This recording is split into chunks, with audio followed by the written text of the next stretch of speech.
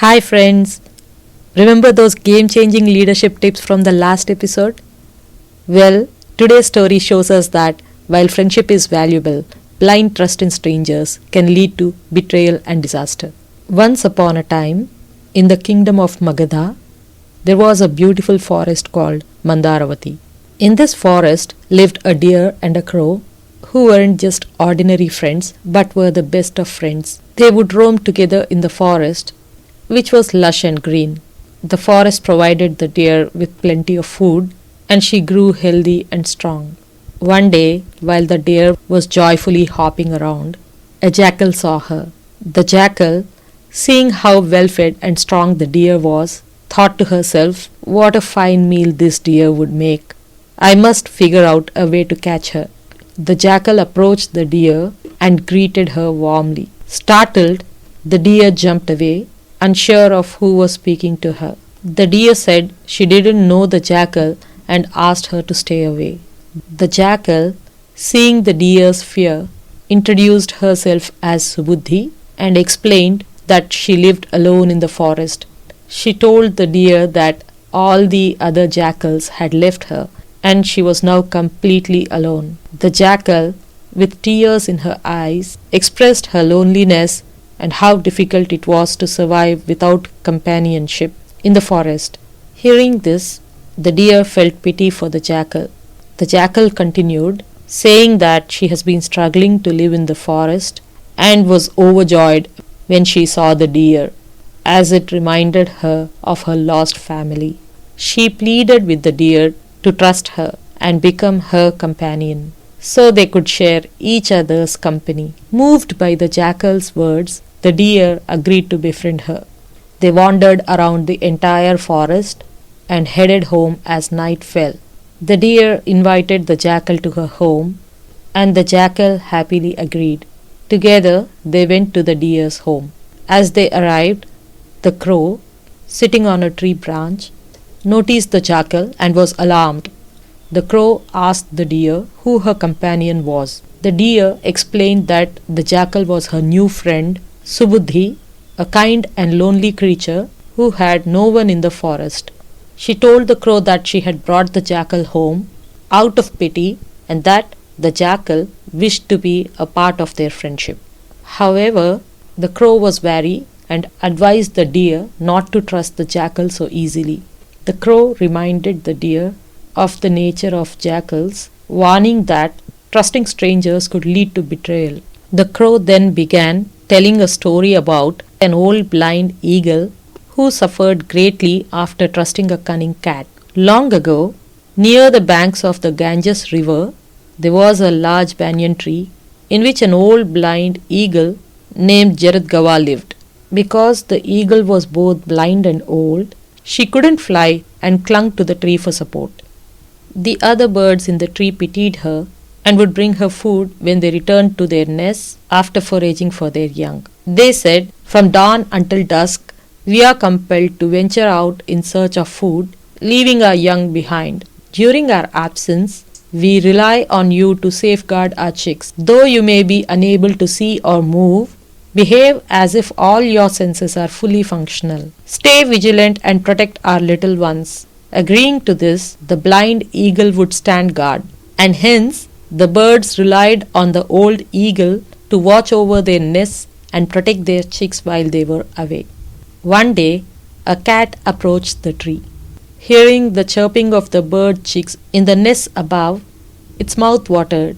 Licking its lips, the cat thought, "Tender meat awaits," and began climbing the tree slowly. As the cat ascended, the chicks saw it and cried out in panic, making a loud commotion. Sensing danger, the blind eagle shouted, "Who's there?"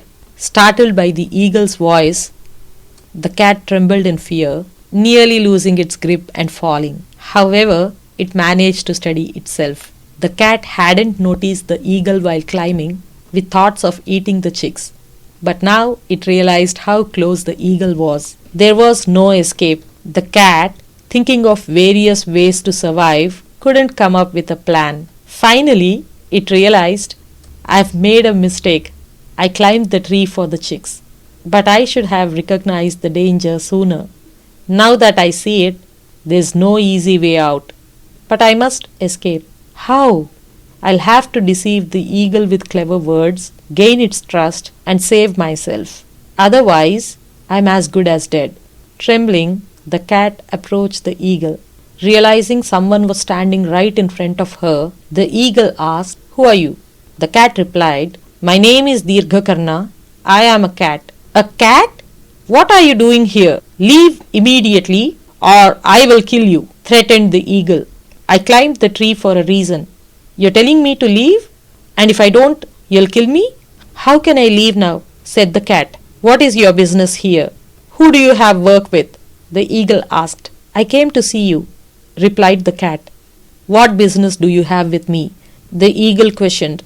The cat answered, "Oh great one, I am not like other cats. I am a virtuous being, a vegetarian. I gave up eating meat long ago for the sake of my penance. Every day I bathe in the sacred Ganges river. I am also a celibate, following the strict Chandrayana vow." "So?" asked the eagle. "I have nothing else to say, except that I have heard you are wise, virtuous, and knowledgeable in matters of ethics. All the birds in this area speak highly of you. Ever since, I have had a small desire to meet you and have a conversation with you. I came here to fulfill that wish," said the cat. The eagle felt honored that the cat respected her so much and had come to meet her. The cat continued, "When one speaks with great beings like you, a few good words reach the ears and one can learn about righteousness and dharma. That is why I came. But instead, you are threatening to kill me," the cat said, sounding hurt. "Don't be upset. The real reason is that this tree is home to many bird nests, and in those nests are baby birds. Cats are known to love eating bird chicks, so I suspected that might be why you came," explained the eagle. The cat exclaimed, "Oh no, what a terrible accusation. Being born a cat is already considered a sin, and you think I would go as far as eat innocent baby birds? Impossible. Ahimsa paramo dharmaha. Non-violence is the highest virtue. Only those who refrain from harming other creatures are said to have the doors of heaven open to them. Kindness to all living beings is the greatest dharma. Knowing all this, how could I, of all creatures, harm those poor, helpless baby birds? The mere thought of it is revolting." The eagle began to say, "That's not what I meant, Dirghakarna," but the cat quickly interrupted. "After all, even eating a few scraps is enough to fill my stomach. But to kill and eat the young birds in the nest, I would never willingly bring such ruin upon myself. Why would I, of my own accord, invite such a terrible fate?" The sorrow in the cat's voice sounded genuine to the eagle, who thought, "Oh dear, I've made a mistake." The eagle then comforted the cat with kind words. "Don't be upset. I acted in haste without realizing how good-hearted you are. The fault is mine. Please forgive me. From now on, let's meet often and share conversations. Does that sound good?" said the eagle. The cat, who has been waiting for this moment, quickly agreed. "Yes," she replied. Over the next few days, the eagle and the cat became close companions. The eagle, unable to part with the cat, invited her to stay in the hollow of the tree itself. That's exactly what the cat needed. It waited patiently and began to climb the tree every day, unnoticed by the blind eagle. It would stealthily strangle the baby birds on the branch and bring them to its den to feast on them. The blind eagle, unaware of the cat's actions, assumed it was eating leaves or twigs. After some days, the birds noticed that their chicks were mysteriously disappearing. The chicks, not fully feathered, weren't flying away, nor were they falling out of the nests. Confused, they began to investigate. The cat, realizing that the birds were starting to search for their missing young ones, sensed danger and decided it wasn't safe to stay any longer. So, it fled the area. Upon further investigation, the birds discovered the remains of their chicks near the blind eagle's den. Heartbroken, they lamented, "Is this the outcome of the pity we showed to the old and blind eagle?" Angered, the birds united and attacked the eagle. Clueless about what was happening and with no way to escape, the poor, defenseless blind eagle was pecked and tortured until it died. Having finished narrating the story, the crow added, "One should never trust strangers too easily.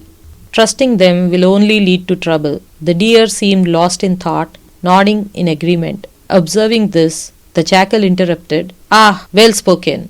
If people are willing to listen, I will easily share countless morals. Let me ask you, when this deer first became friends with you, weren't you both strangers? If you had kept your distance, would your friendship have ever formed? Think before you speak. Just because you say something doesn't mean everyone will take it as absolute truth." Sensing that the jackal was angry, the deer tried to calm it down, saying, "Hold on." But the jackal paid no heed.